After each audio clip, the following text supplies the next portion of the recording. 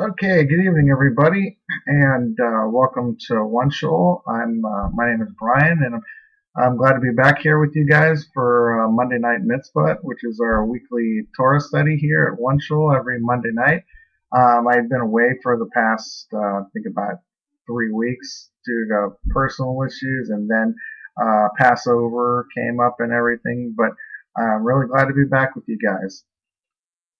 Tonight, we're going to be looking at the Parsha Tazria Metzorah, which is, if I can read my own writing here, it is the book of Leviticus, chapter 12, verse 1 through 15:33. Now, before we begin, it's my custom to give a blessing for studying Torah. So if you'd like to say the blessing with me, please feel free. Baruch atah Adonai Eloheinu melech haolam asher kadishanu b'mitzvotav la'asot b'divrei Torah. Okay, let's get this going here. Now, first off, we'll just cover the overview, the nutshell of what our parsha for this week tells us, because it's pretty straight. It's pretty straightforward and to the point.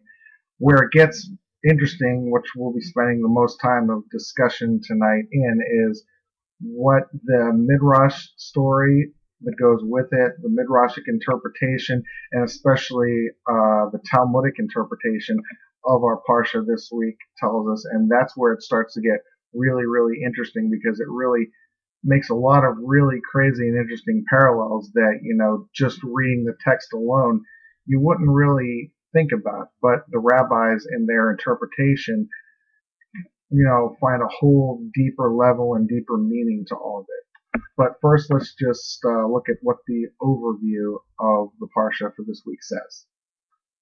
Now, the parsha is covered this week because it's actually a double parsha, but it reads pretty quickly. They continue the discussion of the laws of Tama and B'Tzahara. Sorry, my Hebrew is terrible. And these are the laws of ritual impurity and purity, and ritual cleanliness and uncleanliness. Now, we're told that a woman giving birth should undergo a process of purification, which includes, 7 days of, isolation and purifying herself.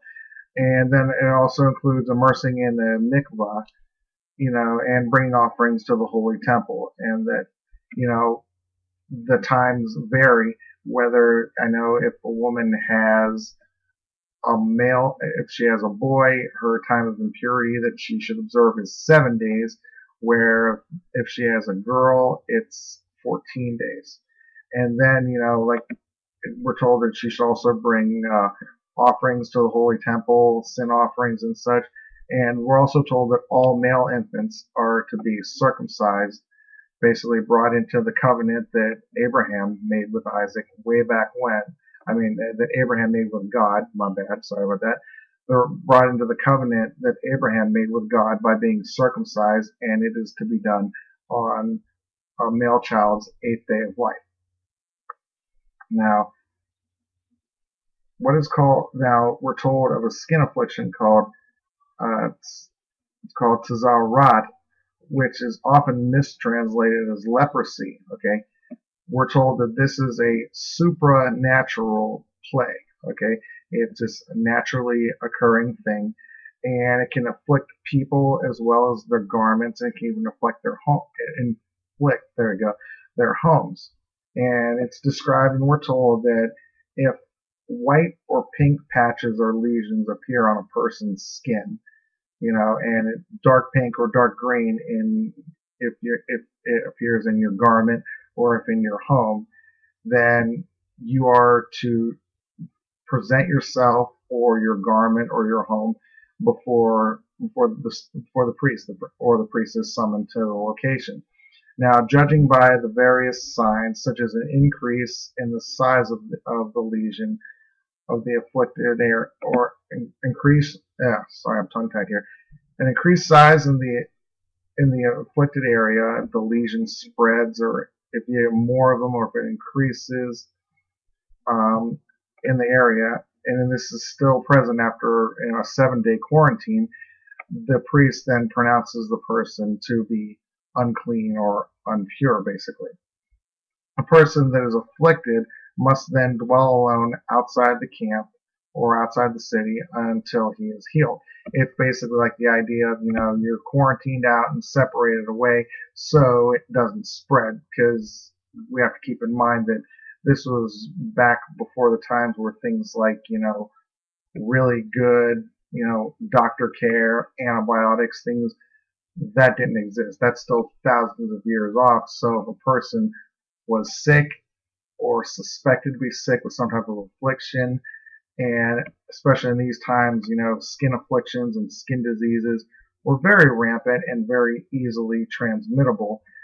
The only way to really, really keep that from spreading was to take the person who had it and segregate them, quarantine them from everyone else until they are not sick anymore, and that way you prevent the spreading of it. What do we have here? Okay, a person that is afflicted must dwell alone outside the city until he is healed. Now, in the case of a garment or a home, the affected garment or home, the affected garment or home has to be removed in some way, like you remove your garment and everything, or if it's something in your home, you isolate it and take it out from your home. If it keeps reoccurring in your home or your garment, then they would have to be destroyed. Now, when the sick person, referred to at the time as a leper, when they healed, they're purified by the priest with a special procedure involving 2 birds, spring water, in an earthen vessel, a piece of cedar wood, and a scarlet thread with a bundle of hyssop. Now, ritual impurity is also engendered. We're told also that ritual impurity is also engendered through a seminal discharge or other discharge in a man, or menstrual discharge or other discharge of blood in a woman. This also necessitated purification through immersion in a mikvah. See, we have to understand that at the time, such things like, seminal discharge, even like if it was, a normal thing, or even a discharge of like a woman simply, having her monthly period, back then, these things, people didn't understand them. We didn't have the scientific knowledge and medical knowledge that we do now to understand that sometimes these things are very, very, very natural things. When these things happened back then, people were just like, oh, they need, without quite having the total understanding of it, they thought, okay, well, we need to isolate this person while this is happening, because, they didn't understand. All they saw was that, something's coming out of your body that doesn't normally happen all the time, so this must be questionable or bad. So just to be on the safe side, we're going to isolate you to make sure that it doesn't spread. Obviously, we know now that it's not a whole big deal to worry about. Obviously, yeah, there are some instances where it is, but most of the time it's just, natural human functions that happened. And this is actually something that the rabbis actually come to understand later on and actually speak about through the Talmud. And it comes, the whole understanding is that, as our understanding of ourselves and knowledge grows, some things that we thought would render a person impure at the time, we know now don't. Now, it's interesting, having covered this, it's interesting that the rabbis actually use our parsha this week when they speak of it in the Talmud. They actually use, talking about, the laws of ritual purity and impurity, cleanliness and uncleanliness. They use it to draw a parallel to how we can know that and see it as a sign of the imminent coming of Messiah. Now, a lot of people would think, well, how do they draw this? But it's actually really, really interesting, the mindset and the mind frame of how it works, and we'll take some time to discuss that and ponder it now. Now, in the Parsha this week, we're taught that if a person, say you develop a white lesion on your skin, okay, at the time it was thought to be like leprosy, okay. Now they thought at the time that if you develop this white lesion on your skin, that you take it before the priest, and the priest examines it, and if he thinks it's leprosy, pronounces you unclean.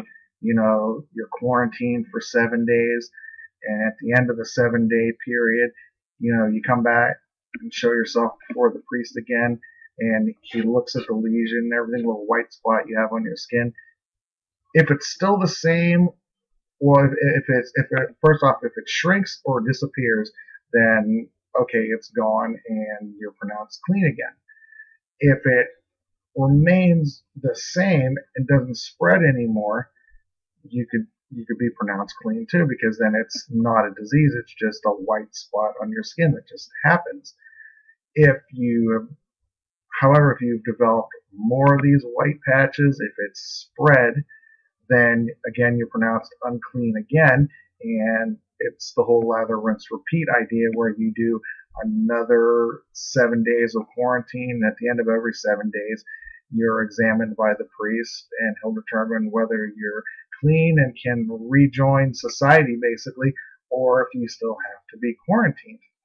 Now, an interesting catch to this all is that if you say you get a white patch on your skin, and if it spreads and keeps spreading to the point where your entire skin over all your body turns white, you would think that, it's spread over your whole body, this is really bad.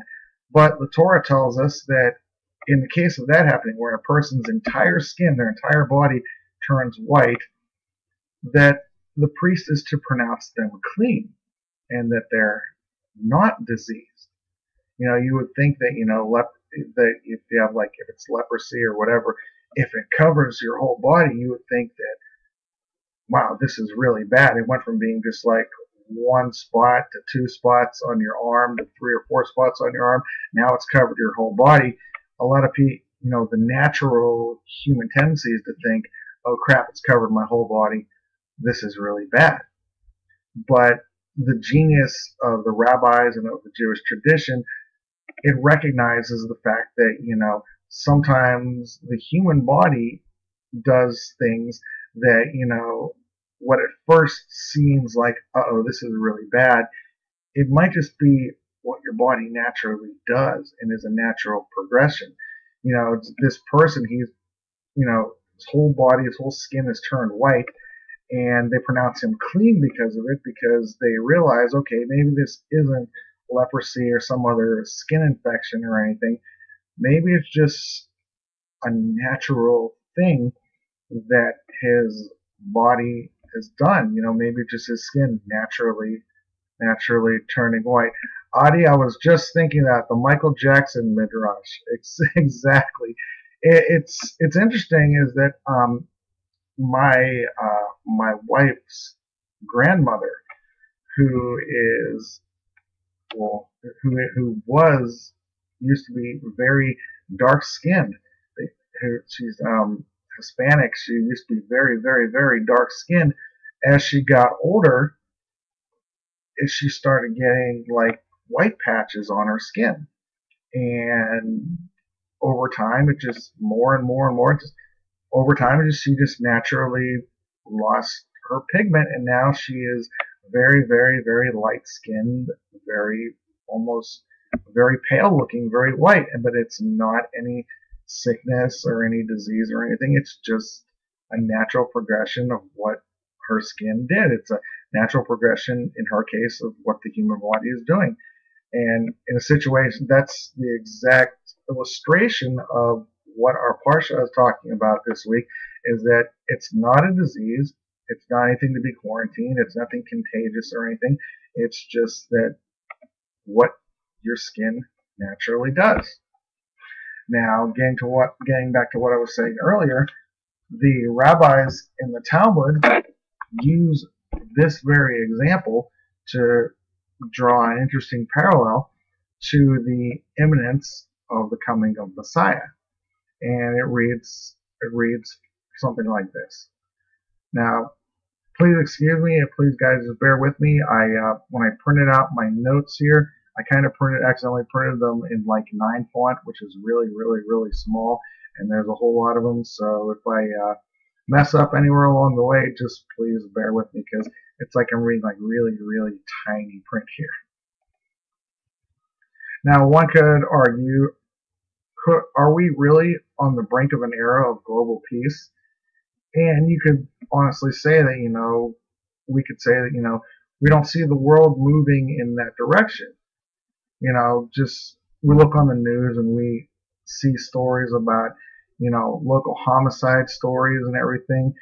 It's all over the news now, the nuclear buildup in the Middle East. We all know what North Korea is up to right now. Iran is trying to get nuclear weapons and everything. And now I just recently heard several things about, the country of Austria, that anti-Semitism seems to be on the rise. It's hard, one could honestly argue, where exactly in all of this could we see the beginnings of world peace or the beginnings of the coming of a messianic era? And it's kind of easy to agree with that sentiment. Immorality and hate in this world right now especially seem to be rampant. Everything's going crazy. Things seem to be getting out of control. But it can be argued from the rabbinical point of view that who's to say that societal degradation, that societal degeneration is not a sign of Messiah being right on the doorstep, that it's not a sign of Messiah's imminence. Now, it is a common thing to think of in our tradition, is to think that, and I even, for a time, sometimes I think this, I always thought this for a long time, is that I know a lot of other individuals do think this too, is that, we would think that the world would need to be in a great place, or even starting to get better, and because the world would be in a great place and starting to get better, that would make the world more deserving of Messiah's coming. But honestly, when you think about it, and this is another thing that the rabbis argue their point of view, if the world was in such a great place, if the world was moving on its own towards goodness and towards perfection, then why would we need Messiah at all then? What need would there be for it? It totally makes sense, though. One could say it seems counterintuitive to expect an era of peace and supernatural and spiritual awareness to come to a world that is dysfunctional on so many levels. But yet the sages of the Talmud tell us that they don't put global perfection or the moving towards it as criteria for the Messiah's arrival. It's actually quite different. In the Talmud, the sages tell us that the son of David, which is the Messiah, because we know the Messiah will come from the line of David, they tell us that the son of David will not come until the whole world has actually been converted to the belief of the heretics. Now, the example of which I'm citing here, it comes from the Talmud in Sanhedrin 97a, which it reads, "It has been taught," Rabbi Nehemiah said, in the generation of Messiah's coming, impudence will increase, esteem will be perverted, the vine will yield its fruit, yet wine will be dear, and the kingdom will be converted to heresy, with none to rebuke them. This statement supports Rabbi Yitzhak, who said, "The son of David will not come until the whole world is converted to the belief of the heretics." Rava said, in questioning him, he says, "What verse proves this?" And the answer was, which comes from our Torah parsha this week, it says, "It is all turned white. he is pure, he shall be pronounced clean. Now, Rava supports Rabbi Yitzhak by quoting the unusual law about the skin disease, commonly but inaccurately translated as leprosy, which it describes as a white lesion, a white spreading lesion that renders a person impure. Nevertheless, if a person's entire skin turns white, the person is declared pure. Now, is it me, or does that not seem at first kind of contradictory, kind of almost intentionally confusing? What do you guys think about that? Does it not sound like a complete catch-22, or just like it sounds like, well, wait a minute, how could that be if it seems like he's gotten worse, but it actually means in a way he's gotten better? Does it sound confusing to you guys? I know it sure does to me. The law actually, when we first look at it, it seems and sounds purely illogical. That a person who is seemingly covered in leprosy, or what they believe to be leprosy at the time, a person seemingly completely covered in leprosy should be worse off than a person with just one white lesion. Yet he's rendered pure. Okay, why is this? Now we're told that the law can be understood on two levels. There's the surface level, and then the more interpretive, when we look deeper level. On the surface level, it could be explained by, yes, it is illogical. It does seem illogical, but it's God's law, and that God defines the criteria for purity and impurity, cleanliness and uncleanliness. That's His to decide, not us. We don't make that judgment. We don't make those rules. He does. That's the looking at it just surface level.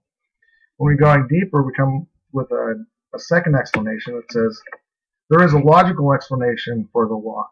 If the leprosy infects one part of the skin, it's clearly a disease.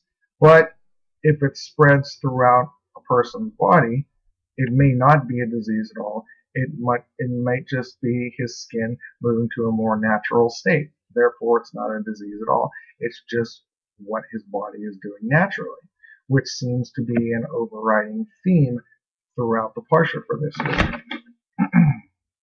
Rava draws a parallel between the leper covered in white lesions, and he uses that parallel to explain the idea of a heretical universe, which is on the brink of a messianic age.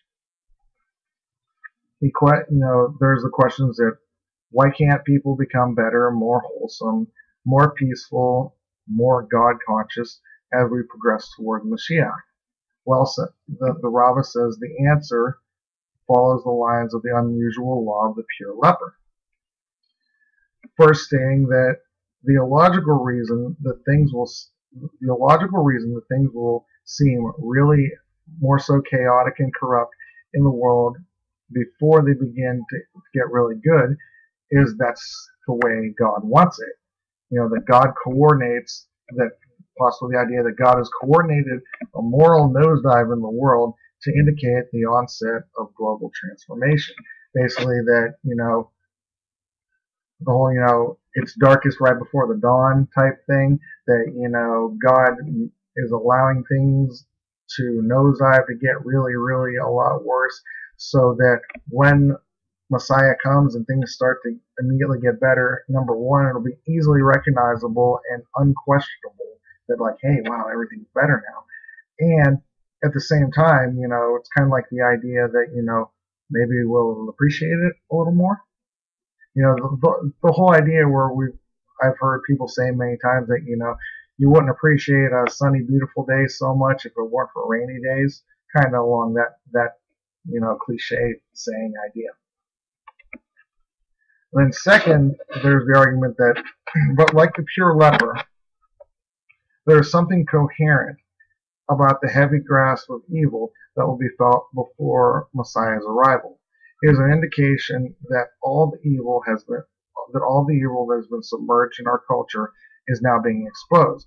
In other words, because society's internal paradigms have become more refined, the the base elements are expelled and seen more dramatically. Once these base elements are now exposed and we recognize them, it makes it more easier for them to be cleansed and rectified. Does this really seem far-fetched? Think about, there are examples that illustrate this phenomenon. Recently, there have been, we look at the world, okay, there's political scandals going around in our government and every government around the world. Politicians misusing government capital, spending taxpayers' money to support their extravagant and upscale lifestyles. On the idea of, on moral things, the idea of, see the divorce rate going up through the roof now. People, cheating on their spouses, on their significant others. Infidelity everywhere. Important people and everyday people, having extramarital affairs all the time. When their sins are exposed, people are understandably outraged by it. Okay, think about, let's look at if a politician or someone in high esteem does something like that. We would think that, how could a person in a position of such honor and integrity act so dishonorably, do an act that it just shows a total lack of integrity. It's the idea that, nowadays, when things like this happen, it goes around the world really fast, and we're able to know about it almost as it happens. You think about it, would political corruption and infidelity and things like that have been considered so outrageous, say 100 years ago, or would it have almost been expected as being par for the course? And since when are things like infidelity shocking to us? Okay, we know for a fact that, certain American presidents who we're taught about were such great men that, we hold so dear and examples of, of a really good human being. People like George Washington, Thomas Jefferson, even Franklin Delano Roosevelt, who helped get us out of the Great Depression and everything. These guys were all known philanderers. They had mistresses. They all cheated on their wives. We know this now. But nowadays in our society, because, these things happened back then. There have been people, cheating on their spouses. There's been murders. There's been genocides. There's been wars. There have been all sorts of acts of human morality and despicableness. This isn't new. This is not a new thing. It's happened all throughout history. But we live in a day and age now where, right, Michael says nothing shocking. It can be, when it happens, it can literally be, you turn on your TV and boom, it's bright. It's right there before you. You can see it, you can hear about it, you can learn about it. So the whole corruption and evil in the world, it's nothing new. It's just that nowadays we are able to be more aware of it. It works like the idea of the pure leper. Okay? It's always there. It's in our face now. Exactly, Audie. It's in our face now. Easier when you don't see it. Yeah, you can do the whole out of sight, out of mind type thing. But it's brought right to us. Nowadays, our society expects more. Corruption is seen as intolerable. Things like infidelity are seen as unacceptable. And so these things make big news. It's like the idea of the pure leper, it was always there. But now it's just easier for us to see. And how do they draw the idea of what seems to be something getting worse is actually something actually getting better? And then how do they tie that to the idea that they interpret it as, well, we can use this as an example to see of the world getting ready for Messiah to come. With a guy who they think he has leprosy, and instead of just one or two spots, his whole skin turns white.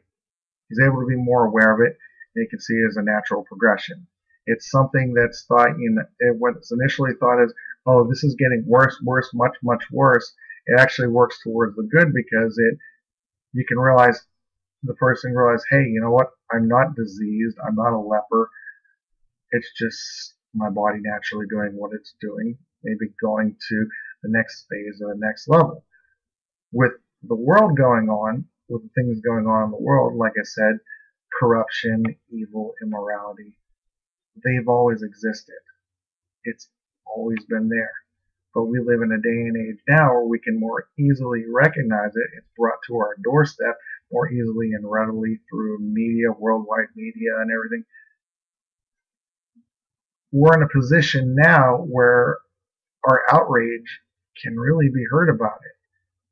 And we're like, we're at the point now where what has always existed, it is now brought to light, and we can express we can see and express what was there, and now we can express how it really bothers us. And we're at a point now where we can say, you know what, enough of this. This is enough. We have to make things better, which then, getting back, it will herald the coming of Messiah, and then we all know the goodness that's supposed to happen then. So what seems like something that is getting worse, the parallel ties it to our parsha, that it seems like something getting worse.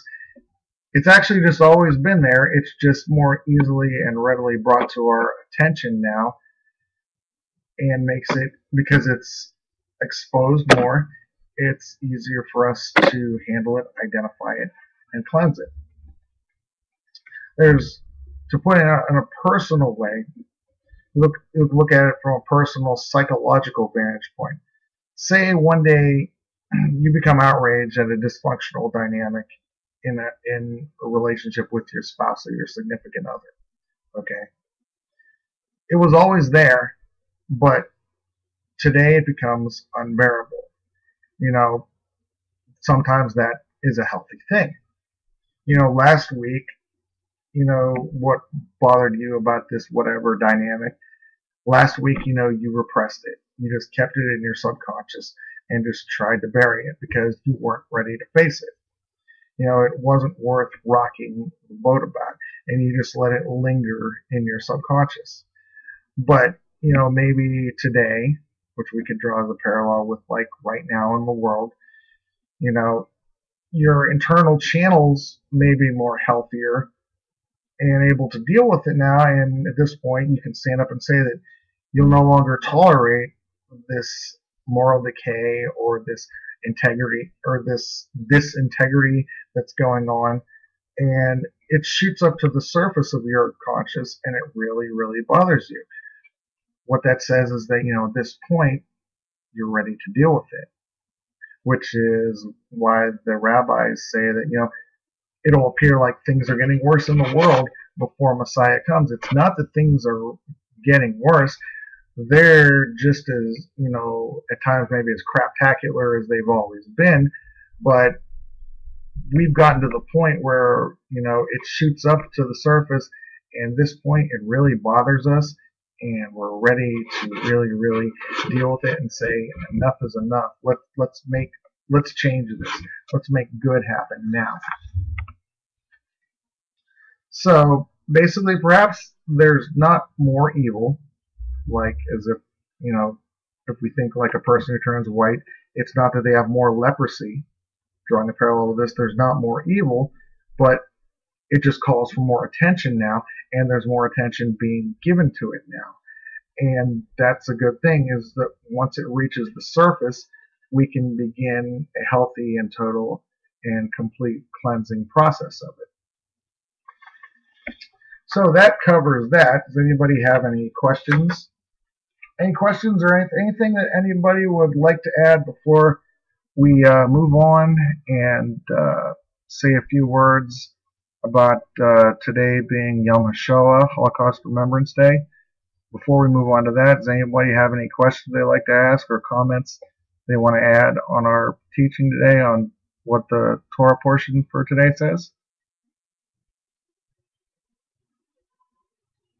I know it probably sounded pretty off the wall to think when we're talking about skin afflictions and skin diseases, and somehow we got to the idea of Messiah's coming, but that's the genius of the Jewish tradition, really, is that we can draw so many parallels and interpretations of things.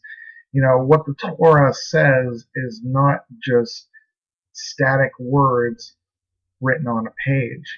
There's so many interpretations of it that allow the text to just come alive with meaning that we can use even today in our lives, several thousand years after it's been written. That's the beauty of the Torah, and that's really the genius of our tradition. Anybody else have anything they want to add? Any questions they want to ask?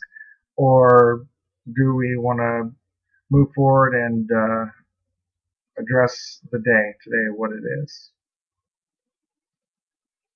I know here in the United States it is Yom HaShoah, Holocaust Remembrance Day, so I thought it would only be appropriate in our final 10-15 minutes of our segment here together if we said a few words about that. Does anybody have any objections to that? Because we got prayers, we got good stuff here. Awesome. Well, I know we don't quite have a minion here right now, but I know we're here at OneShul. We're very liberal and very non-traditional. Is there any objections to us saying Mourner's Kaddish in honor of the day? All right, let's do this again. Let's say this in remembrance of the 6 million Jews who were just ruthlessly taken from us, and not just the Jewish people who were lost during the Shoah, but there were also countless numbers more of individuals who were not Jews but still perished in the Holocaust. And it was just because they were different. What the Nazis referred to as the Great Society. Anybody who was different, yes, Michael, and those who perished during the Inquisition, which in a way was kind of like a first Holocaust in a way. But I know with Nazi society and the Germans, anyone who didn't fit into what the Great Society, as they called it, you basically didn't have value, and you were exterminatable. And it wasn't just our people. It was anyone who didn't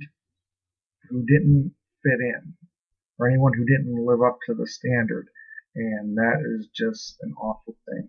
But before we get any further, yes, that's right, Audie. Gypsies, thinkers, atheists, gays, etc. I know for a fact if I was alive in Europe at the time during the Holocaust, I would have been the first. I would have been one of the first ones to go, because I am Jewish and I have a disability too. I'm sitting in a wheelchair right now as I'm here spending time with you guys. I'm sitting here in my wheelchair, and I would have been the first to go. Whether the Holocaust got me first, or Hitler's T4 program. The Great Society didn't think much of us, and especially of individuals like me. So yeah, it's scary and it's disturbing to think about. But let's say Mourner's Kaddish right now, and this is a very traditional version of it, which I'm going to lead us in saying right now. Glorified and sanctified be God's great name throughout the world which he has created according to his will. May he establish his kingdom in your lifetime and during your days, and within the life of the entire house of Israel, speedily and soon. And say, Amen. May his great name be blessed forever and to all eternity. Blessed and praised, glorified and exalted, extolled and honored, adored and lauded be the name of the Holy One. Blessed is he. Beyond all the blessings and hymns, praises and consolations that are ever spoken in the world, and say, Amen. May there be abundant peace in heaven and life for us and for all Israel, and say, Amen. He who creates peace in his celestial heights, may he create peace for us and for all of Israel, and say, Amen. And all of us and all of God's chosen people here, we all say, Amen.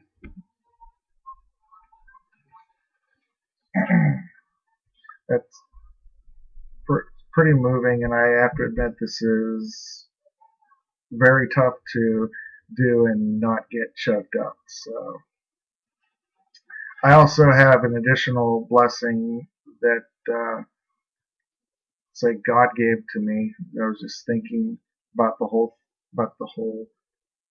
heaviness of the day and everything, and God gave me this word. They just came to me from above, and I'd like to share them with you now. I'd like to offer another blessing. So, Adonai, give us comfort in this moment as we recall the memories of the atrocities inflicted upon our people. Dry our tears, God. Let those who were lost during the Shoah always be a blessed memory to us. God, please give us strength and help us find a way to take these painful memories and use them as a catalyst to prevent such a catastrophe from ever happening again. Help us use these memories to create a world where all people, Jew and Gentile alike, live free from the fear and threat of persecution, and let us all live in perfect harmony. Help us create a more peaceful, loving, tolerant, and accepting world. Amen. Does anybody else have anything that you'd like to add to the discussion, whether it be about our Torah portion for today or about Yom HaShoah? Anything you'd like to share? Anything you'd like to add? Words of memorial, words of encouragement. Have at it. It's free form for that here right now.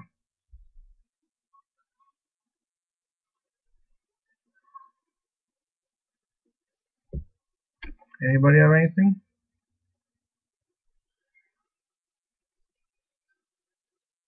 There's never again. That's what I say. Never again. Could I see something like this happening again? You know what? I want to say no, but also I know the human potential in the world for small-minded bigotry and hatred to snowball, especially when people get angry and start looking for a scapegoat or for someone to pin it on. I want to say no, but I don't know if I could completely rule it out, just because when people are angry and upset, they can tend to do things that maybe in their right mind that they wouldn't do. So I hope and pray and know that something like that could never happen again. I don't think on a huge, large continental scale as it did in the 1930s and 40s. I don't think it could happen that large again, but in isolated pockets, small areas, unfortunately, sure. Michael says it's entirely possible as the rise of anti-Semitism in the form of anti-Zionism. Yeah, people just looking for a way to mask and cloak what they're really doing, but just try to put a different name on it. You know what I mean? It's like calling something different when it's actually the same act. So I think it works to show us is why we need to work to build a better world, to build a more peaceful and understanding and loving world. You know, just so another Holocaust doesn't happen, and not just one against us, the Jewish people, because we've been persecuted so many times throughout history. Of course, we don't want to see that happen to us again, but we don't want to see that happen for anybody, to anyone, or at anyone, because we know the sting of it. We know how it feels. We know how it feels to be singled out and been like, you know what, you're nothing because you're part of a people that has these customs and you believe in an ancient religious tradition, so therefore that makes you different and marked apart for destruction. No, that's wrong. It was done to us several times. We don't want to see it done to us again. We don't want to see it done to anybody because we know the terror and the sting of it and how just ugly it feels. Anybody else have anything before I wrap this up? I will be in the chat room too afterward. I'll hang around here for a while. Audie says there is a moving ceremony posted on my Facebook from Auschwitz. No problem, Basha. It was my pleasure. Thank you for coming. Thank you to all of you guys for being here. It's a great joy for me to be here with you guys every Monday night. It's so much fun. It's such a good experience. You're quite welcome, Renee. Thank you for being here. Audie, no problem, no problem. Before I go, just real quick, OneShul, runs off of donations from viewers like you. I sound like a PBS ad right now, but if you wanna help us out, if you attend a class, we ask if you please, if you feel so moved to do so, give us a donation of $5 or more, whatever you feel like. To do that, just look above the chat box here. There's a little blue box, donate with credit card or donate with PayPal. Click on that, self-explanatory. Help us out here at OneShul because we're helping Jews worldwide. Elizabeth, thank you very much. But yeah, just help us out, donate, help us out. Basically, help us help you by continuing to bring all this Jewish goodness to you wherever you're at. As long as you got a computer and an internet connection, you're here with us. You're here at OneShul with us. So, help us keep this good thing going, and it can go on for as long as there's an internet and as long as there's people willing to keep doing it. So, all right. Does anybody else have anything else they want to add or like to ask a question about? To those of you who don't know me, or if it's your first time here, my name is the first name at the very top of the list in the chat room. That is the link to my Facebook, where on my Facebook it has all my links where you can get in touch with me if you have any questions about Judaism, about the Torah, about a particular teaching this week, or anything else, or if you just want to hit me up and say hi. If you want to add me, you might just go ahead and friend me right there, and you can pretty much get in touch with me 24/7. And any questions you have, I'm here to try and help you out and answer them.